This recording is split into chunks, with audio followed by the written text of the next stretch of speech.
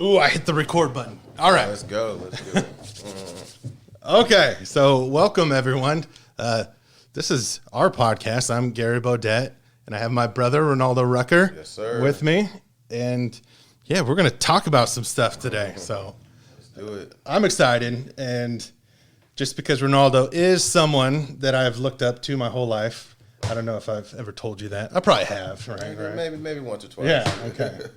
Right, and he's someone that I would always appreciate because he would tell me when I was doing something dumb, which was a lot of times.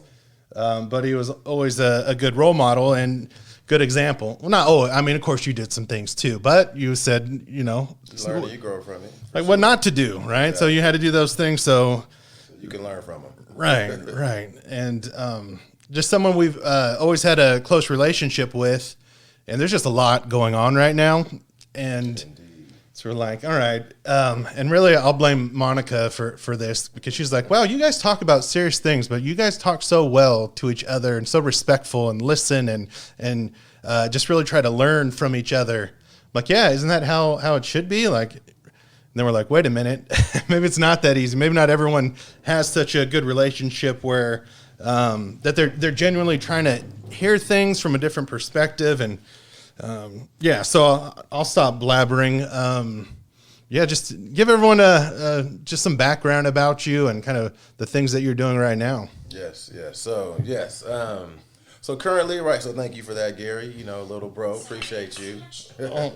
Respect all the great work that Gary's doing. I am currently a high school teacher at Grace Davis High School here in Modesto. I teach resource. Formerly the Black Student Union Advisor. Was the state president for that organization as well for 3 years, from 2015 to 18. Served on different community boards. Currently assist in the community as well. And I actually have a business I just started about a year ago called Nate Neville Solutions. It's more about just empowerment and equity, social justice, and just the things that I've learned over the years, and just how I can give back and be a pillar in the community. I do have my master's in educational leadership too, so I'm just really passionate about helping students and parents advocate for themselves as I continue to advocate for myself as well. And you were teaching special needs as well, right? At one point. Yeah. So resource is a segment, okay. A segment in special education. So I was teaching my first 5 years, and as a teacher, I taught. Students with severe disabilities. So, definitely learned a lot. Positive reinforcement, place-based education, and also PBIS. So that's positive behavior intervention support. So just how to reward students in a healthy way. So that's one thing I looked up to you for was, so I was subbing at San Francisco County Office of Education. I worked in emotionally disturbed as a teacher's aide classroom. And then a lot of children with autism, and there was this class called severely handicapped, SH. Yeah, that's what I taught. And when I went in that class, like I wasn't strong enough to be in there. I'm like, man, this is like, it's so sad. Some of the kids who can't walk, who can't do certain things, it just like broke my heart. And I'm like, I'm so glad there's people who are stronger than me who could go and lead, because it was very difficult. For me, and I would try and put on a face like, hey, I'm happy to be here. And, I could only handle it one day. I went back into the children with autism room, and because they liked the fact that I was a guy, I was strong enough to like kind of move children and some of the older kids. But man, what'd you learn about that experience? It's very challenging for sure. I learned that I had to have a lot of patience. So I did learn that, or even develop that skill a little bit more. And also just how to appreciate your what you have, and how to appreciate your skills and abilities. And also, what I really learned is that all of us have a place in this world. We have gifts. It might not be, how people normally see it, but I've seen and saw how many different ways my students were able to contribute to society. But it was also kind of unfortunate because, students and just young people in general have restrictions placed on them because people like to overcompensate and help out when it's not needed. So I kind of learned how to properly support people even better to where, you meet them where they're at and then help uplift them and show them how to feed themselves and do things for themselves. So I learned a lot, though. Very appreciative of that experience. I mean, that is tough, though, right? To when to know when you're doing too much for someone and when do you let them struggle a little bit on their own, but being there to kind of guide and coach them. Catch them, so they don't fall. Right. But, without struggle, there's not growth. 100%. So I remember being the children with autism, we would take them like Home Depot and Target, try to do some life skills. And I remember one of the students, had an episode, had a fit. They couldn't do what they wanted at that time, but we would have cards to like give to people who are looking at us strange. I remember this lady's face was just looking like, what is this? Looking at me like I didn't care about this kid because I was letting them finish what they were doing, and then I picked them up, right? I didn't want to give in because we had a behavioral plan for them. Exactly. And I'm just like, this person has no idea like what's going on here, but this judgmental look that they have on the person, right? They're having an episode, so they're on the ground, and it didn't look very good, but it always made me, I guess it humbled me where if there's a kid crying in a restaurant, I'm not going to jump, oh, those are horrible parents or any of that. I did learn, but I remember the look that she gave, and I had one of those cards. I'm like, I'm not going to give her a card. Like, I can't worry about that, but it does make you just see things a little bit different. It makes you more empathetic. Because how, like you said, that lady that was watching you, if the roles were reversed and you were that lady based on your experience, like you said, you would already kind of understood what was happening. Right. So empathy, a lot of people like to use that word, but it's, once you truly are aware and can understand how people are dealing with things and you've been in their shoes before, it helps a lot. Right. And then on the flip side, that could have been me. I could have been that lady looking at someone. Maybe I was at one point, maybe. So then it's all right, could I empathize with that lady, right? That's the struggle. That's the hard part. You're right. I'm like, I'm judging her, but when she first sees it, maybe she had some bad experiences. So it is hard to just overgeneralize things. But of course, in the moment, I was annoyed with her than the look that I got. But all right, maybe she just didn't know. And maybe if I didn't have, like you're saying, it was a blessing to be able to work in a class like that. If I didn't have that, then I might be just like the lady and giving people weird looks. So, and that's actually you had me thinking of something right now because one, what I really learned in this space is where the priority is, right? So my student is a priority. So you can have a parent. Well, parents are definitely included in that equation, but you can have a community member, another educator, whoever it is. They might have other motives or different interests or things they want, but what does the student need at this moment? Right. So we don't need this judgment from this person that's looking. Right. So I hope that changes, but I really don't care. As long as my student is getting the services and support they need, that's what matters. Right. So. Right. And I would say the method of letting them finish their episode really helped them stop doing that. Exactly. Right. So it was a plan that maybe other people didn't understand, but it definitely worked out. So I got a lot of lessons learned in that. Very, very humbling, and it did make me feel grateful for a lot of things that I took for granted, and made me think, should I complain about certain things? Like, wow, not just the students that had disabilities, but their families, the strain that you would see it put on their families, the strength they have, and the strength that they have. And I don't know the statistic on this. I could just tell you from the class that I worked at. Most of the children with autism, it was their grandparents were their caregivers. And I kind of asked why, and a lot of it's because it's so hard on the parents. They just needed... Yeah, it's a strain. It's such a strain. So it's... and just the amount of autism, like the trend, now it's 1 in 180. It's probably even more than that now. It just is something that I really, learned a lot. Actually, I would even say overall in the special education realm, I like to tell my students and their parents, but more so the students, especially at the resource level, that I feel like all of us have special needs. You know, there's something that all of us are dealing with, struggling with. And the main thing is, how do you learn how to just kind of manage it and include it in who you are to where it doesn't, you know, cripple you, right? Sometimes it could be like a superpower, or, you know, if you understand it the right way. So it's more so helping students learn how to just self-identify and learn who they are, so they could just be the best version of themselves. So I really come into it not really trying to put any restrictions or labels on them, and just kind of, you know, you do have the behavior plan and certain plans in place, like you stated. You want to know what disabilities they have, but it's more, you know, just not judging them and letting them get to their most productive selves.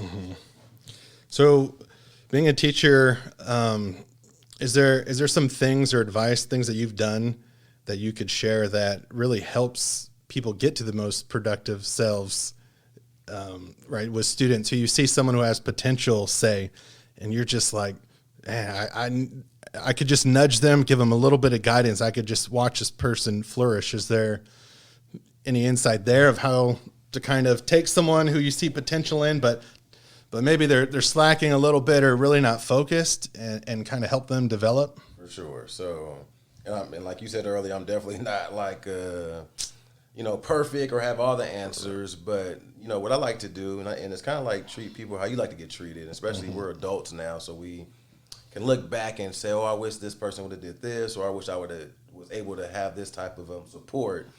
But, you know, you and I, you know, entrepreneurs, you know, so I learned a lot.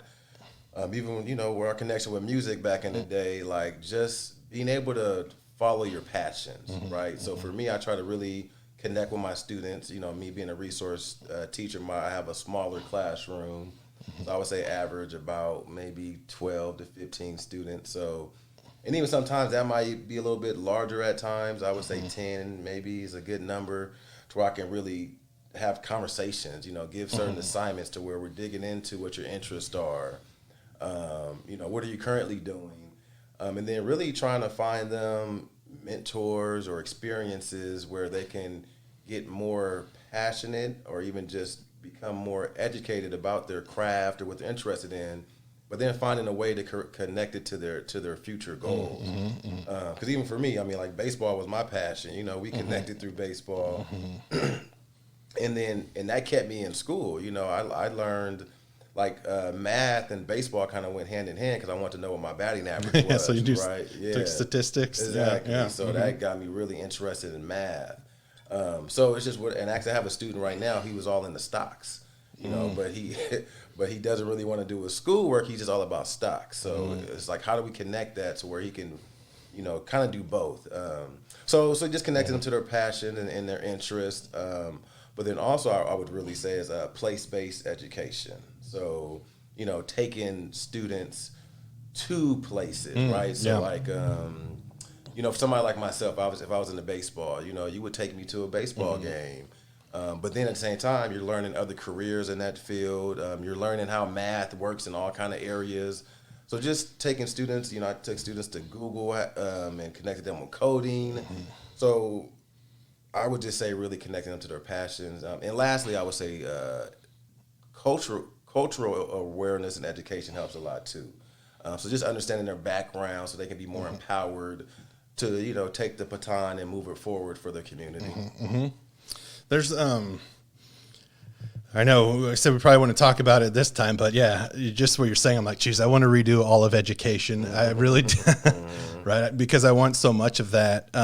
So here's something. So I just asked Isla what she wanted to be when she grows up. And I always ask her because it changes. You know, she's in fourth grade. So now she wants to be a teacher, right? And that is one of the most common answers, right? A teacher, because that's what you're aware. So she must really like her teacher right now. So people say teacher, policeman, stuff that you're yeah. She didn't say a Lean Six Sigma Master Black Belt. I'm like, why wouldn't you say Lean, right? Because they don't show these things in school. But something, like taking them to Google, taking them and show them like, hey, there's different jobs. I mean, even Stanislaus County where we live, when students think of ag, they think, well, I don't want to go milk a cow all day long. Like, no, there's IT professions, there's technology, there's a lot of different things. I would assume marketing, All of it. Yeah, it's a business, right? Exactly. And billions and billions of dollars annual business in Stanislaus County that are just around food and ag. Right. So if students don't know, they don't know. So they're not very interested in it. But yeah, definitely. I like the idea of so you said like baseball and math, like, all right, yeah, let's give them statistics that are baseball, for to do a curriculum for someone who really is interested in baseball. Let's teach them if they're managing a ball club or no, they own a baseball team. How they look at salaries. Let's put them right. Got to use not just a player, but you can own the team. Right. Start thinking at that level. Correct. Right, and you have to have math. You have to do marketing. Like, so why can't a project be? And maybe there are some like this out there, but that is your project. You own a business, and it's the San Francisco Giants. And how are you going to get attendance? What are you going to charge beer prices for, and what is that going to do to ticket sales? And just so right. And I would say, because you said Isla, your daughter's how old? She just turned 9. 9. Mm-hmm. So you're already talking to her about this at this level, right? Even at church earlier, you were talking to her about some of the things you're doing, and so she's aware of that. But even what you said about like owning a team, right? I was always trying to be a player. I wanted to play for my favorite team was the Cincinnati Reds. I wanted to play for them. But if somebody would have said, "Oh, you can probably own the Cincinnati Reds," and I started looking at that, like that would have like maybe changed my world, got me more interested in school and business at an earlier age, so I wouldn't be so behind the 8 ball when I graduated high school, college, and so forth. So earlier age is important. Yeah. So like with my academic career, right, I had my ups and downs, and when looking back at it, it was like the classes where I wasn't interested in, of course, I didn't pay as much attention and do as well. And then the ones that weren't real life, like I had this teacher in 6th grade, Mr. Ewick, and he was a retired police officer. I hope this is going to be some good news. Go ahead. It is. You might be listening. Go ahead. Okay. No, it was. I actually emailed him about 2 years ago just to tell him about the impact that he had on like what I'm doing now. Gotcha. So he had a little bit of extra money from his retirement, and this is what he told everyone. He bought a laser disc, played laser disc. I'm like, so we had to do for science. It was like this scenario based game that we had to do, where it's like there was someone had food sickness because they all went to this picnic, and then we were able to go through different scenarios, like interview the chef, go visit different things. So I'm like, I was engaged the whole time. I got straight A's in that class because I'm like problem solving, right? And then I go into the next year in 7th grade. I remember like in my English class having to read like a romance novel. I just was not into that. So, and sitting in a classroom where all I want to do is go out play basketball or baseball or football, and I'm just like, so I could not pay attention. I would distract others or do all those things because I just wasn't engaged. So sometimes, right, when we're trying to standardize education, it's right, we lose kind of the individual, right, what they want, what they're good at, and then so it's tough to do. It's tough to standardize all of education, but I think if there is more kind of student choice and kind of breaking things out, because I think college has it more right than K through 12, where you kind of get to pick more electives, you can kind of start focusing, and sometimes it's hard to know when you're younger, but at least try a few different things. And actually you were talking about, you said individualized like plans, right? So me being a special education teacher, all my students have IEPs, right? So individual education plans. So, I've discussed with different people, colleagues, like that's definitely something that we would want to try to do at some point, and just be more intentional with helping all students develop their own type of individual education plan. Like all of my students, we have to, especially at the high school level, create transition plans. So most of the time I'm teaching sophomores. So transition plans, we want to help our students pass their classes, get good grades, learn the material, but really a lot of my job is how do we connect them after high school? What do you want to do after high school? How you want to live at home with your parents? You're trying to live when you're out on your own. You're trying to stay in this area. You're trying to move. All those little decisions, you got to make other decisions and really plan for that. And even like if you want to be a doctor, what school do you want to go to? What kind of GPA do you need? 'Cause a lot of people just say, I want to be a doctor and lawyer, and don't really understand the requirements and what it takes. Right. But also you said something earlier that had me thinking about a couple of my BSU students, Black Student Union. So I had a couple of students who were into like photography and making videos for people. And like, you were talking about your teacher and how he you said he had some savings or something.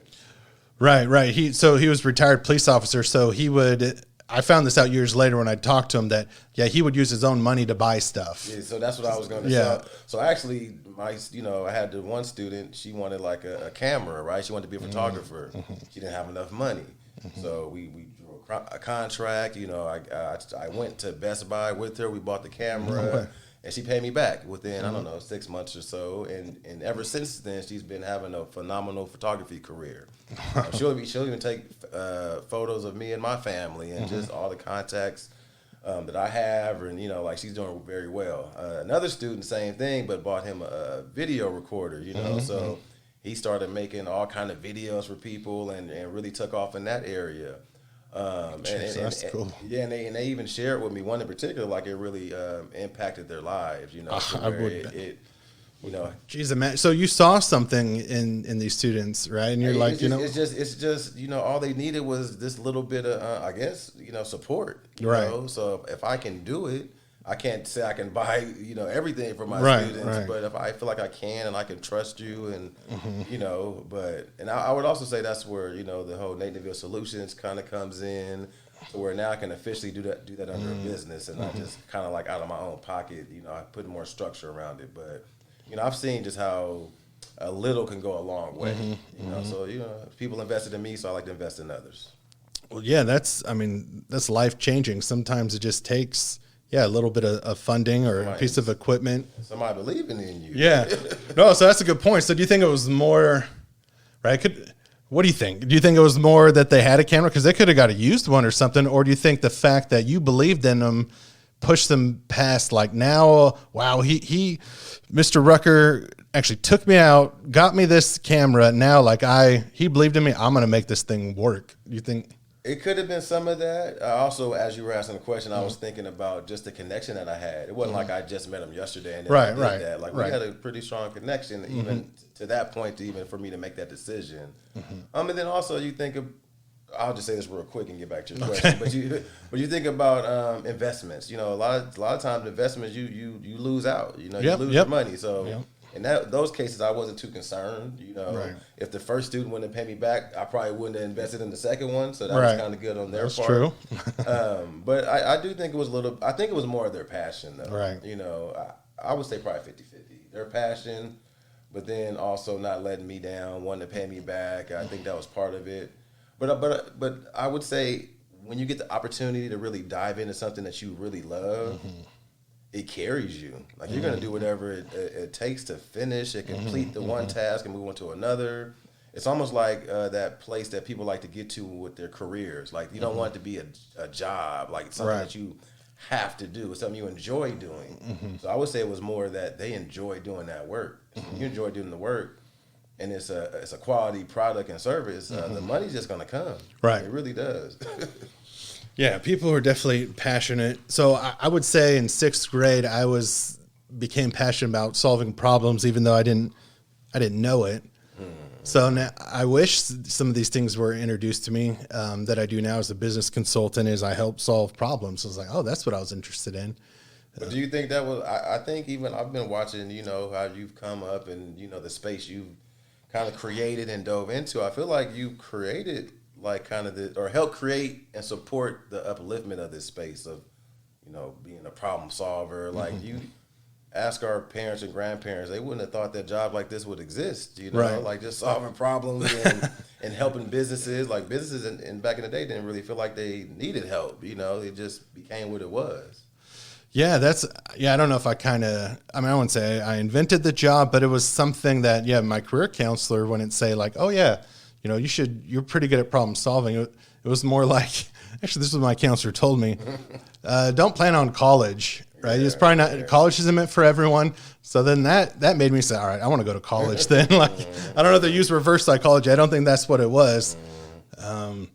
But I think so. Here's what kind of motivated me was, I don't know, growing up, just wanting to be independent for whatever reason, but just kind of security, having a son when I was 17, and I'm like, all right, what am I going to do? I need to have a good job so I have insurance for him. I need to not ever be out of a job. So what gives me the best shot is always having a job, is education. So I'm like, all right, I'll get my bachelor's, get my master's, right? That way, if anything happened, I felt like I could always have a job to support my family. So like my parents didn't go to college. It was never really talked about.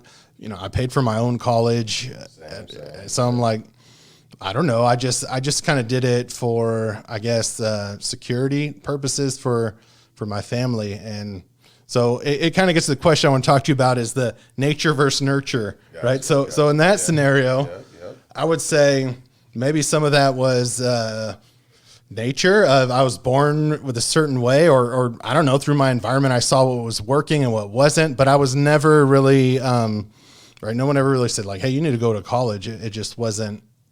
It wasn't a thing. So, but I would say, and we've talked about this before, you kind of glossed over it, but like you're competitive, right? So if somebody says you shouldn't go to college or you can't do this, then you're gonna do it 'cause you're competitive. I'm a winner, so I think you have that in your your spirit, and even if you looked at just how somebody's competitive, right? If you're looking at nature versus nurture within that,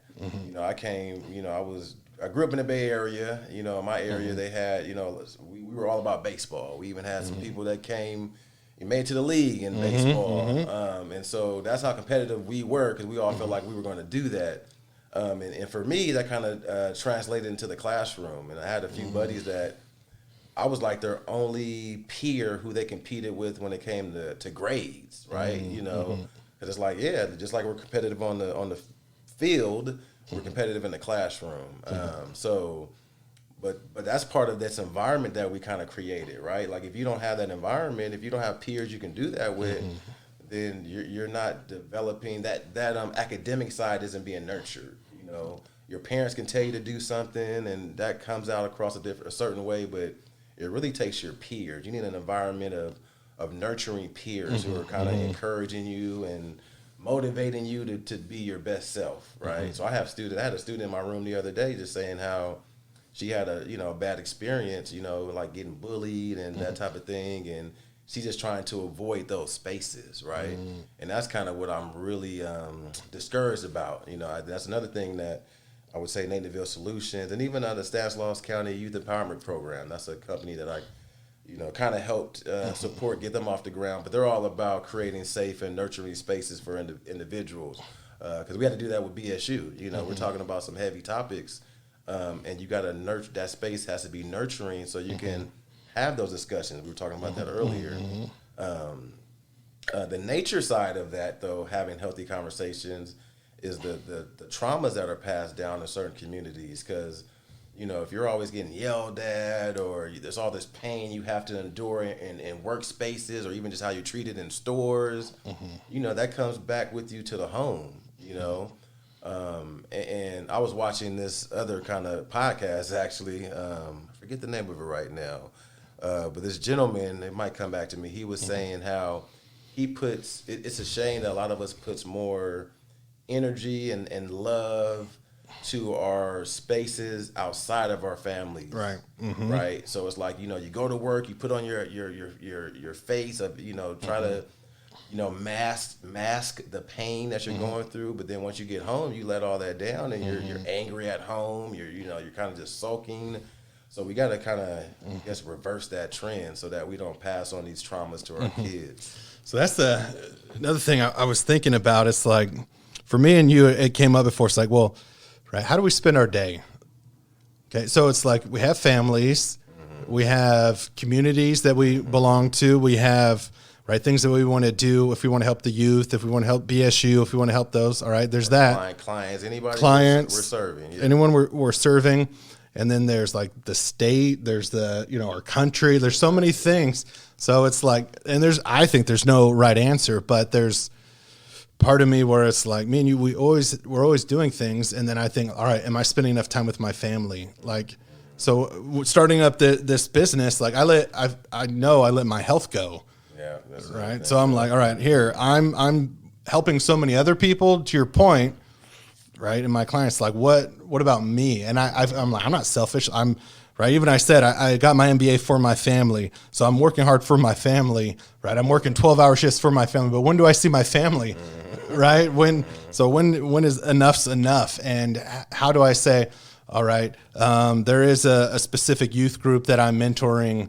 All right, that versus my family versus right. There's so many things going on where we need leaders, we need help, we need positive influences, we need great networks. So it's like maybe me and you do a podcast. We help grow that so there's more. We don't feel so much pressure of being one-on-one, but there are ways of helping out and reaching people.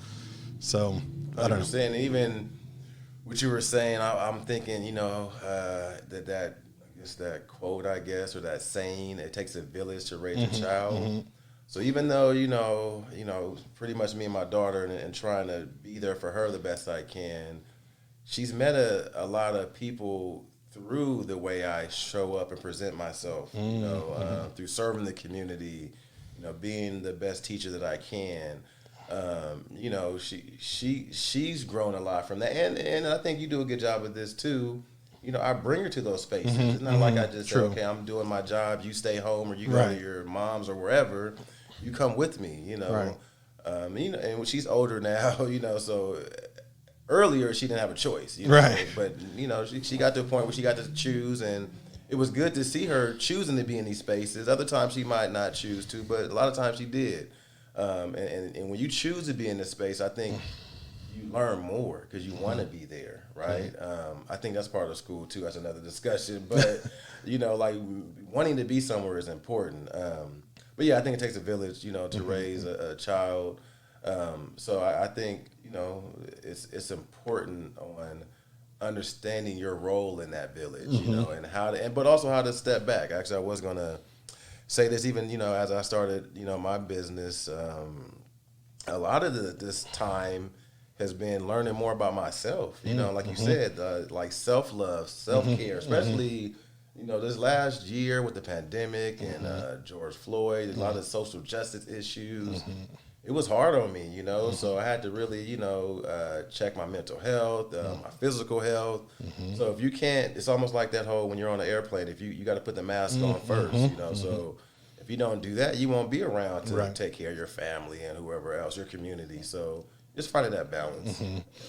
Yeah, it's like telling myself, right? It's not selfish when I'm exercising, right? It's not, and my family encourages me and everything. So it's my own hang up. So something I did want to ask you was, we talked a little bit about it, but you were on a panel and it was about biracial families. And man, when you just told me you're going to go speak at that, right? So my wife is Hispanic, my daughter's biracial, and I just didn't really think about it. And I told you that story, and it still sticks with it, right? The story of, there's a friend who I had in 4th grade. I switched schools, and then I saw him again in high school, and he seemed like a different person.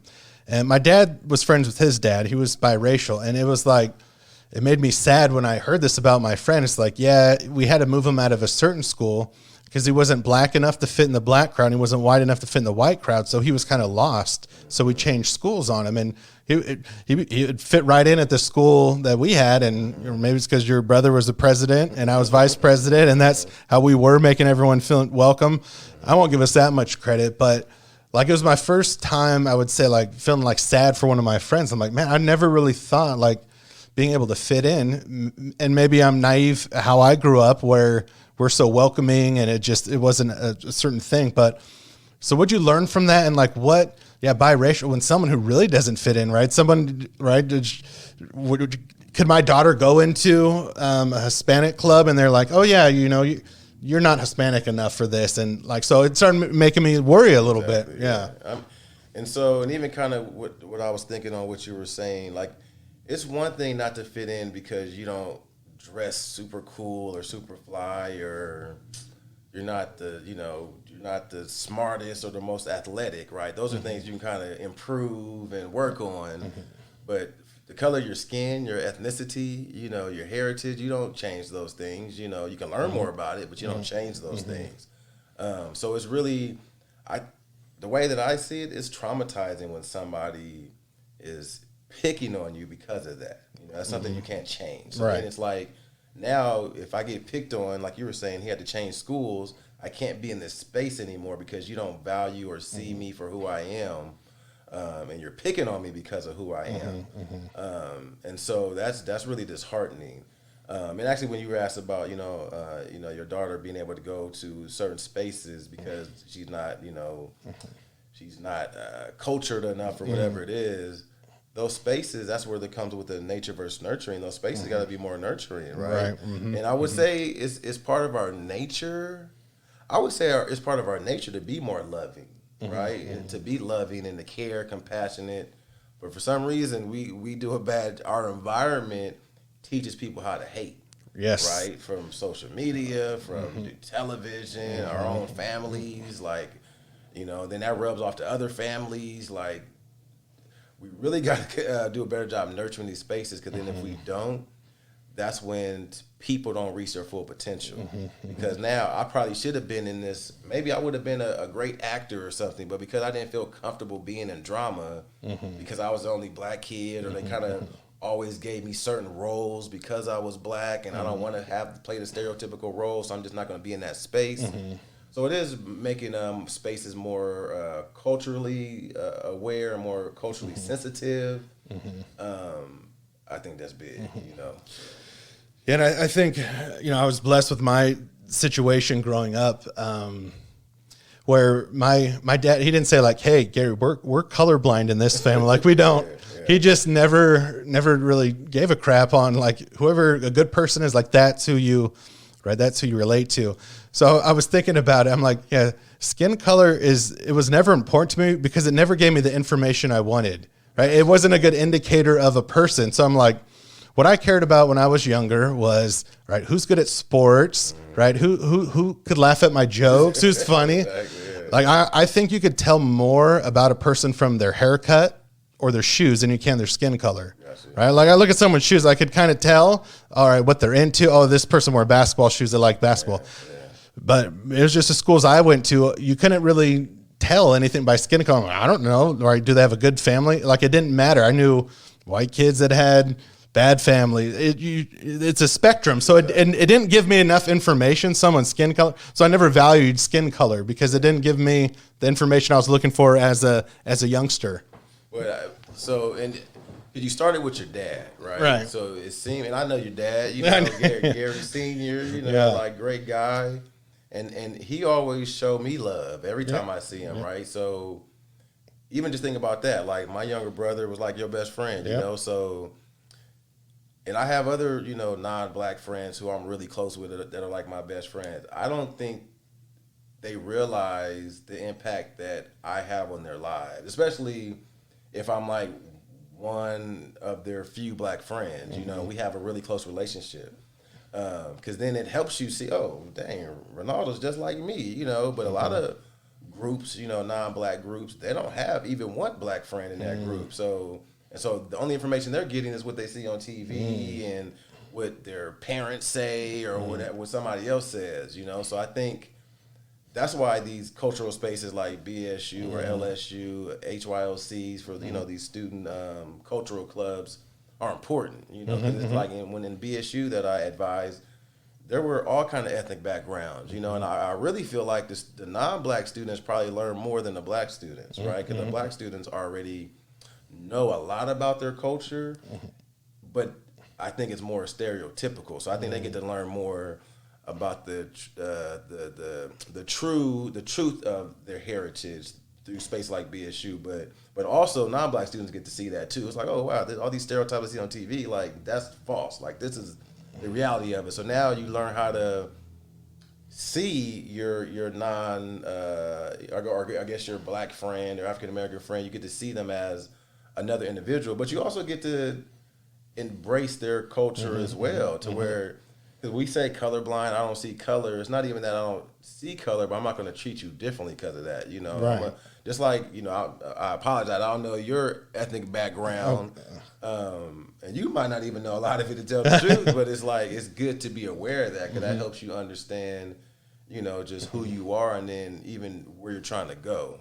So I was even, I probably shouldn't be saying this right now. I'm not sure, but I'm trying to go through the graduate Omega process, the Omega fraternity. So, and I've talked to some of the members, and like it's almost like at 42 years old right now, like I'm finally becoming whole and complete with my identity, you know. And I would say BSU as an advisor helped me do that in a lot of ways. And that's it's kind of unfortunate, right? I should already have been at that point, because if you're not complete with who you are and confident, you know, it's hard to make the right choices for your life. So I think so. Yeah, recently I did look more into my background. I did the ancestry.com.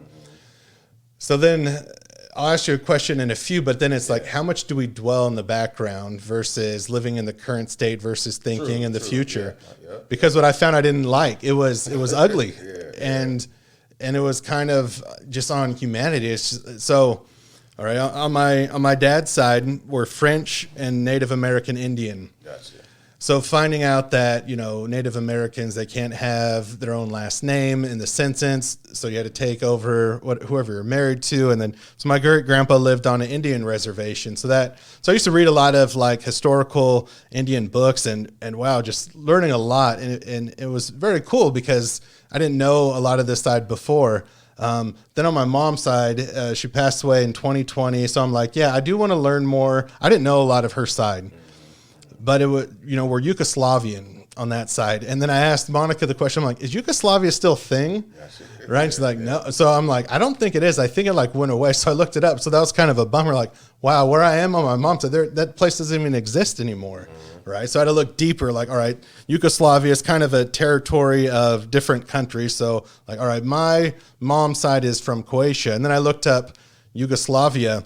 Right, and it means slaves of the north. Gotcha. So Slavia is slave. Gotcha. So I started looking into that, and I remember in the 90s with Bill Clinton was the president, all that stuff in Serbia, and with Vlade Divac and Drazen Petrovic, and I remember this like the Olympics and like what was going on and the Serbs getting killed and all that. And so I looked and like, what was that about? Now that I'm older, and it's just right. Even though everyone looked the same, they found another reason to hate each other. It's because someone had a different accent, different religions. And when I was looking at the people, I couldn't tell the difference of who was in what, right, tribe, if you want to call it. And man, it was just like ugly. The things, right, there was like their own Holocaust in Yugoslavia. Not as big as the one in Germany, but it was just ugly. I'm just like, wow, people suck. All right, I don't want to think about that anymore. Like, all right, what's going on right now? Like, how can we make things better? So I don't know. It was like the more you look into it, the nastier it is. and that might happen a lot actually. Yeah. But it's like hiding from the truth, right? Like, there's that thin line. No, like, cause you started by saying, you know, it was ugly and you know didn't like it, but from what I heard, it was a lot of growth. You learn some things, and it's like, to me, you learn what you don't want to be like, and right. And I would say that kind of ties into nature versus nurturing too, to where that background and that history that you learn, that's part of your nature. You know, at least that's part of your you know, your ethnic makeup. You know, you might not be displaying those same, you know, attributes or those behaviors, but honestly, some people, I would even speak in my, you know, from my standpoint, I find sometimes like trauma seeps in. So I don't know if you ever heard of PTSS, and we might have talked about it, post-traumatic slave syndrome. Oh, no. Meaning, and this is Dr. Joy DeGruy. You know, she did a study, I think it was her dissertation, on just how trauma is passed down. You know, like it's in your DNA, to where if you kind of suffer from that, you're going to be more prone to negative and traumatic types of spaces, right? So you might even like being talked about or something, or like to fight or things like that, because that's, you know, what you're used to from a nature standpoint, being passed down because of how you were treated and how your parents were treated. So you got to change that cycle. So that's where the nurture comes in at, right? And so, and one thing, it kind of connects, you know, because you got to learn these things so you can change it and be better, like you said. Like, so in the present, right? So when I went to this whole like summer, as soon as school ended, like I said, last year was just so stressful and hard. It was a hard year for a lot of us, if not all. And so as soon as the last day of school was like end of May, I went out to Tulsa and I drove, just from California, Modesto, California to Tulsa, Oklahoma. And of course I stayed in different Airbnbs along the way, but, I went there for the centennial of the Black Massacre. And so, just so and that's a good example of how to revisit something, right? Because if you can revisit something that was so painful and then start healing from it and bring the community, galvanize and bring them around a common issue from a loving perspective on how to, restore, restorative justice, how to restore a situation, it can really elevate your community to something really special, right? And then I'll just finish on this point. My last stop on that journey before I turned back to California, I went to Memphis, Tennessee. And I went to Beale Street, and I just saw all these African Americans there. And then the next day, I talked to a woman at the Boys and Girls Club doing some business research or whatnot, and she was saying how Memphis was like 64% Black, and I was like, wow, So I felt that, even though I didn't know the statistics, I felt that, and I tell people, usually like in Modesto in particular, but in a lot of places from a national perspective in the U.S. If you're a Black person, you got to find a Black community within your community. When I was in Memphis, I was just already in a Black community, right? So that was just a whole different feeling of pride and confidence, and more so like I belong there. If you feel like you belong somewhere, it's like you have ownership, right? And when I teach entrepreneurship, it's all about ownership. If you feel like you own your education or you own your house you live in, you're going to want to put more time and energy into it because it's mine, I control it. But if you feel like, somebody else is kind of controlling your steps or you're not always welcome somewhere, you're not going to really put too much into it. So that is why it's important to do this research and learn so you can have the most amount of confidence to just be your best self. Yeah, and I think you said it too. It's about love, learning the history, and know. I think so. I read this paper, and it's right. So basically, the premise is when someone asks like, "Oh, what about Nazis? How evil they were, the things that they did, right? Is that nature versus nurture, right?" So this paper was saying that, right? If you ask like, I want to hear. Yeah. So okay, sounds interesting. All right. So in a class, he's a professor. He said like, raise your hands, right? Who would have done what Nazi would have done? Everyone raised their, like, no one. I wouldn't do that. He's like, you think you wouldn't, right? But how do you know you wouldn't? All those same people who ended up doing this said, look, so he brought up different letters that they wrote. Like when they were forced, they had a gun to their head. They had to, like, say, shoot and kill someone. They wrote they're throwing up. They wanted to commit suicide. They hated themselves. And then either killed or be killed. Killed or be killed. So I do not empathize for Nazis or any of that. That's not the point of this paper, right? So the paper was that you could become things unless you know how evil men could be, women, whoever could be. Like you have to know that they started as innocent people and they started going further and further. Then by like week 3 of their journal, like, yep, how to shoot a baby today, like desensitized to it. But the fact, if we're so naive to think, oh no, we would never turn evil, we would never do mean things to people, like that's not true. So yeah, I'm with you on some. You have to look historically. You gotta know your history. And like, if you don't, you repeat the same steps. It's to repeat itself. Like when I was younger, I would hear that, but wouldn't know what it meant. But exactly what you're saying. Like we could easily find ourselves in some situation that happened in the past that were just so horrific because we don't take the time to study it and that's another thing with education and a lot of spaces within our society. We're not really proactive. We're just so reactive to things to where, okay, we'll try to put a Band-Aid on it, but let's try to get to the root of the cause. Right. So we don't have to worry about that ever invading our society. Or at least if it does, we know how to handle it. I think the solution is love, right? Yeah, like what you're saying. So I think in the complex environment, like I'm a person of unity. I say like how, right? I don't like when people are fighting amongst each other. Like how do we solve this? How do we get together? So it is like, right, there's a time where it's like, all right, we need to look at our own community, our own teams and groups, but how do we all, like what is our vision for all of us together? Different races, we all live together in the United States. So I think having some common framework to unify us is always important. So when I hear things like, yeah, we're going to start separating by race again, like, I don't want to get political. I don't care about politics, but it's just like, oh man, is that like, I just don't like that. And maybe I'm being naive, or like maybe there needs to be some of that where people need to talk amongst themselves. And then as long as we come back together, I guess is my point. So I don't know if you have any thoughts on that, because it's tough. I was thinking even right now as you were saying it, should I even say this? Yeah, say it. Well, I mean, this part of it is simple to where even when people use the term races, like the different races, I cringe sometimes because I'm like, we're all the human race. Yeah. We just have different, cultural makeup, different ethnic backgrounds. And even like terminology, certain things like that would help put a certain framework around the discussion, right?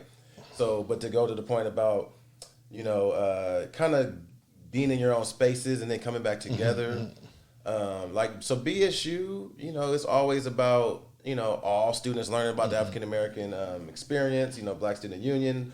So it's for everybody, right? But I'll share this. So we had these breakout discussions where you would have all the guys, so like the young men would get together and talk about, issues specifically to men and how it relates to women and other situations and how they show up. And then the women will be doing the same thing. So the women will be talking about their issues and how it relates to men and just being a woman in their own, viewpoints. But then they would all come together and they would share, some of the things they talked about and how we can get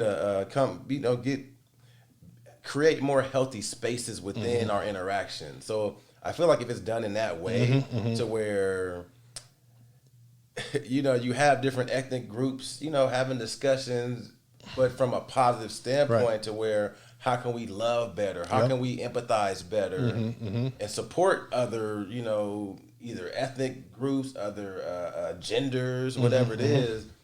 It can be healthy, 100%. It has to be done from a with the right intentions. And we talked about that, off air, about having the right intention. So I think that's really important too.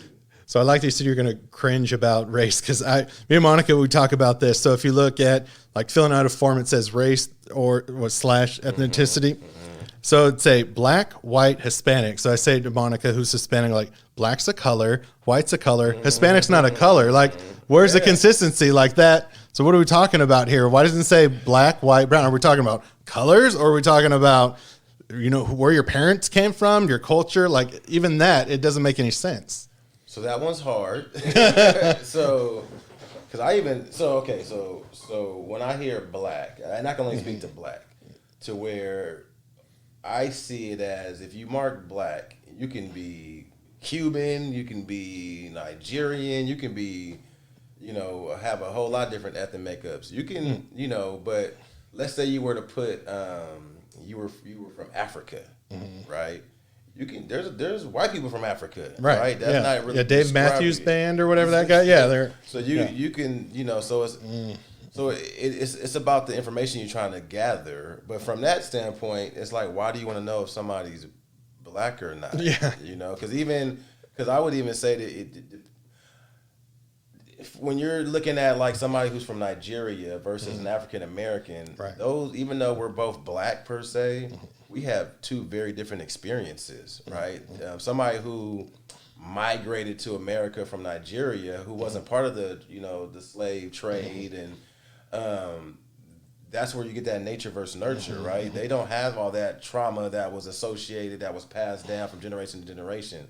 So they're like a true immigrant, right? They have all the hopes and goals and dreams of everybody else that migrated here. But African American, I would say it's different, because I would say you don't have that ownership, right? My parents didn't volunteer to come over here, so it's almost like you struggle to be here at times because you don't feel like you belong. Because you didn't have that choice, right? So it just depends on why we're collecting the data. And actually, I'll share this because I was in the doctoral program, and maybe I shouldn't be talking about this, but it's all about why we're doing the research, how we're doing it. Are we how we use the information? So it's a lot of it is just I don't know. I don't quite understand it all, because I don't see. I mean, there's progresses, but sometimes it doesn't seem like it's progressing fast enough. So it's like, what are we really doing with this information? Yeah, that's true. I don't know. And I look at, used to watch UFC a lot, and there's a fighter who's the middleweight champion who me and Monica really like, Anderson Silva, right? Yeah. So if you look at him, you're like, okay, that's a black guy. Well, he's from Brazil and he speaks Portuguese. So so it's like, or Pablo Sandoval on the Giants, he speaks Spanish from Venezuela, but people, is he African American? He's right, so that just confuses people so much. But it's like, I don't know, he's a person. Like, let's just, he's a good ball player. Good ball player. Like, who cares? Yeah, good fight.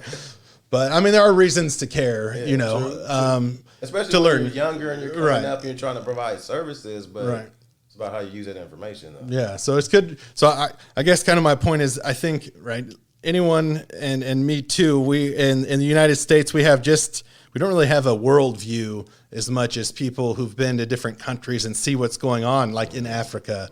So for me, sometimes, I complain about things, the country, or I complain about different things like, geez, back to helping severely handicapped children. Like, man, there's some countries that still have slavery. There's some countries that don't have good drinking water. It's like, I'm not saying we should stop trying to improve what we have, but sometimes we have to take a deep breath and like, all right, things aren't as bad as some others, and we're pretty fortunate in some areas. Can we help them out? Can we help other countries out? But also, we need to progress too. We could get even better. We should always continuously improve and always be the best.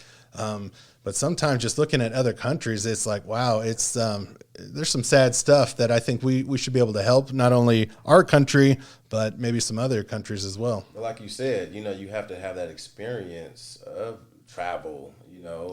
I was fortunate to go to Barcelona with four other previous BSU presidents that I've been able to mentor, advise, and I would even say we face some discrimination in those areas, right? And so, but being prepared through BSU, you learn how to handle it to where it doesn't really affect your experience, to where you can still enjoy the experience. It wasn't like it was just crazy all over the place, but it happened. It was subtle. Sometimes it wasn't that subtle, but traveling to Barcelona and then having that experience, it almost makes you appreciate America a little bit more in some ways. And then you're like, okay, well, it's not just here, having other places. But it's good to have that world view so you can either take it back to your country and use that information to make your country better, or like you said, helping other countries with your experience and all that. So that's where that whole place-based education kind of comes in. Like when you're able to travel and see different experiences, local, national, whatever it is, abroad, it makes you a better human, and then you can better serve your community. Right. So just learning more. And sometimes I'm thinking you don't even have to go outside of your country, right? You could see when I was in Mississippi, I seemed like I was in a different world. Exactly. There's stuff going on there, and they wonder why I talk so fast. I'm like, why do you guys talk so slow? And so there's just. But that's a good point, though. Even when you say that, I'm thinking if you're talking slow somewhere, that means you're to me that you're valuing your time, right? Like I'm sitting here with Gary, like I'm gonna talk slow, and so we can really appreciate our time. We're not rushing. It's like. I'm valuing this moment, right? So it says a lot, but like you said, I mean, maybe in New York, California, you probably do talk fast because you're always on the move. And so it really helps you understand the priorities of a certain region sometimes. So one thing I did, I think I told you this when I was 18, I was working for MCI as I was going to school, and it was, we would type for deaf people. Okay. So it was a service that we offered. And there was a doctor from, I think it was from Texas. Okay. And he was having to talk to one of his deaf patients. And in my head, I'm like, this guy sounds like an idiot. I'm like, but he's a doctor, so it's best because he's like, yeah, how y'all doing? Right. Kind of had the Texas accent. So he kind of he sounded like a hick to me. And I'm like, oh, this guy's, but wait, he's a doctor. Right. So it just kind of messed with me. I'm like, so why am I judging by this guy's accent? And he talks slow. So I'm like, oh, he talks slow. He must think slow. Right. Me just being an idiot. I'm like, oh, okay. That has nothing to do with how intelligent this person is. Why am I? So it was good that you had that experience. Yeah. Because then hopefully, you learn from it and you didn't judge people in that same way moving forward. It actually reminds me when I was at one of the BSU conventions that I went to, because students run for office, right? Different, president, vice president, and so forth. And this was a state convention, so these are students from all over the state. And so I hadn't seen this one student, but he was running for one of these positions, and he stuttered, like he had a stuttering problem. So it took him a while to get through his speech. And that was really my first time really like just thinking about, man, you don't have to be perfect to give a speech, you know, or to run for office, you know. You just got to be in a nurturing space where people don't pick on you, right? You know, so you right. get your thoughts across, you know, and you know, because it's not. A lot of times, I think people, we have a long way to go. I think we gotten better as a society, but we still judge people, you know, based on like, you know, what they're wearing, how they sound, you know, all of that. So, but it's really about, you know, the content of their character, their actions, right? You know, even that young man that was stuttering. It's like, okay, based on your speech, you know, unless your words were really powerful, I might not have voted for you. But if you can show me that what you have done, and okay, I like your work, you know, even though you might not be the person that I would think that I would want to have, you know, speaking for me at times, I would definitely want you to represent me. Right. So, right, because how brave is that? Knowing you have a stutter to go up and do it anyways. That 100%. People who don't have a stutter are scared to death to go and speak in public. So that action, like you just said, his strength, confidence, bravery, that might have won the position right there, knowing that he had to have that to do that. You know, 100%. Right. So then it's with that. It's sometimes right. You have some things, some challenges. But then it allows you to become a bigger hero, or right? If life is easy, that's why it's a boring story, right? With life is easy, I always cheer for the underdog. I always want where there's a boxing match or whatever it is. Like I want the underdog to win because it's a better story. So even someone who tells a story about, I've been on drugs and now I'm back, right? So now I'm going to talk at all these conferences about how, right? Do some public speaking about it. Right. So part of me, I want to say like, well, when I want to talk to the person who was like so mentally strong, they never did drugs, right? Exactly. But it's just not as good as a story. And I get it. So I don't think there's a right or wrong to it, but people want to hear right about someone who has that experience with it versus someone who prevented it, who might have had the experience with, I don't know. But see, that's a good point. So now you tie that back into nature and nurture, right? So you have one person who never tested a drug, but then you had this person that struggled with it. Why? You know, this person that struggled with it might have had it's genetics. There's genetics. For why they're more addicted to things, right?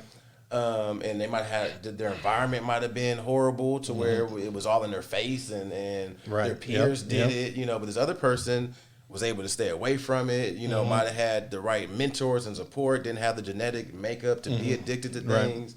So there's a lot of factors. We don't always look at that. Right. Well, it's back to your point of just learning. I think humility to say we don't know everyone, so we shouldn't judge everyone because we don't really know their situation. And if we're too lazy to take the time to really care or understand, then really we shouldn't be passing judgment. Exactly, 100%. So that's why I think having conversations like this just show like, if you really want to have relationships and talk to people, it's good to sit down and 100%. Talk things through, because there's a lot of speech out there that's not as friendly, and people, I don't think it's surrounded by love, you know, so. And even I would say, like, going back to intentions, right?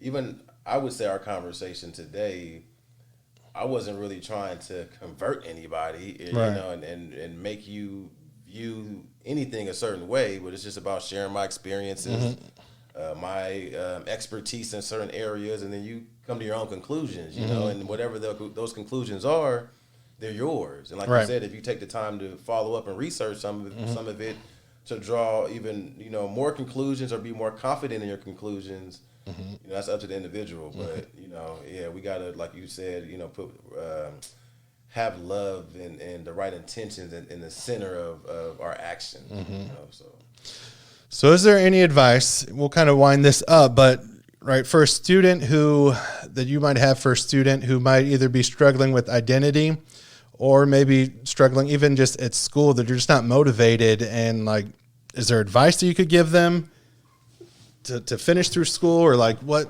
is something through your experience that you see worked for other students that maybe if you share it might help a student? Well, when you said identity, you know, I think if you have a strong either ethnic studies program or a cultural club, to where you can learn more about yourself and even others. I think that helps. And not even always culture. We talked about, I had a PAL program. It stood for peer assistant learners, right? So students from the general ed population, students that are considered not to have any, learning disabilities. They come in and work with my students who do have learning disabilities. And so they gained a lot of empathy by working with, different population of students. So, so I would definitely say you got to step out of your comfort zone and try new things. It may be a new sport, a new club, and even the things you are interested in. Don't wait for a friend to join you. You just go out and do it and hope to make new friends. So definitely stepping out of your comfort zone, but also knowing how to speak up for yourself, advocate for yourself. If there's something that you really need or you want, make sure you can speak to an adult or a peer, your parents, to help advocate for those things. And then I would say be more intentional about thinking about your future. Like if it's like, okay, I want to be a doctor or I want to be a baseball player, whatever it is, really understand the practical steps of doing those things. I'm not going to say, like I have a student that wants to be a streamer, right? And even still, when I hear that, I don't know all the details of what that means, but I'm going to support you in doing that because he knows a lot more about that space than I do. But let's learn some more about it. Is there certain vocational schools or colleges that can help you develop those skills? Are there experts that are local or that we can reach that can help you? But take care of what's in front of you, right? So the more you take care of what's in front of you as far as a certain class or even your chores at home, then you have time to do all these other things that you're more passionate about. So just handle your business the best you can. And I would also say, last thought, you can't really plan and envision everything. What you can plan for is doing the best you can in the present moment. And really pouring in the most of yourself into that present moment, and then trust me, things will happen for you beyond measure, beyond your imagination in a positive way because you always did your best in those moments. So yeah, just always try your best in those moments. Ask for help when needed, and I think you'll have a lot more successes if you can do that. So you said just at the end quickly, ask for help when you need it. Right. I think that's great advice because that's something I'd struggle with. I think your brother Reggie struggled with, and I don't know if you did, but we were so damn stubborn and wanted to be independent, do everything our own. It took me much longer to learn, like, hey, you know what? It's okay to ask for help. And you know what? So my dad taught me this in high school. I forget. It was in one of, I don't know. I must have been struggling in a class or something, but he told me, and I tell my students this all the time too. He said, a closed mouth does not get fed.